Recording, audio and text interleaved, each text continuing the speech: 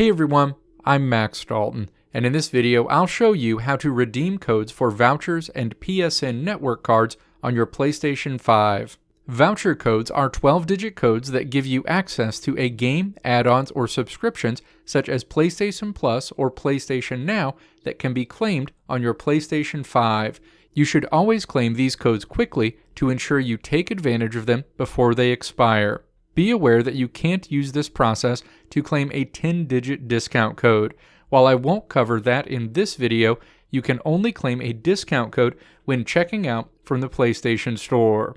Now let's walk through the steps to redeem codes for Vouchers and PlayStation Network cards on your PS5 console. Step 1. Choose to open the PlayStation Store in the menu on your PS5 home screen. The PlayStation Store screen is shown.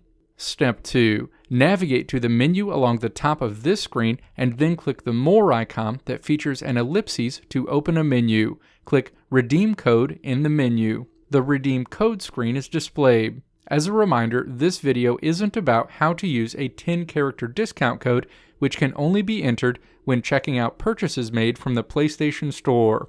Step 3. Enter the 12-digit code you want to redeem in the field asking you to enter your 12-character voucher code, and then click Redeem. In this example, I'll redeem a code that will give me additional items in Spider-Man Miles Morales. A screen is shown letting you know if that code is good and what you get with it. Click Redeem again. A final screen is displayed confirming that you redeemed the items associated with your code. Click Continue. You'll be returned to the PlayStation Store screen and the items or services you redeemed will be available to you. Let me know what you like and don't like about the PS5 in the comments below. If you liked what you saw here, click the video links on the right side of the screen to check out another video. Or click the logo on the left side of the screen to check out my website to see more great tutorials like this one.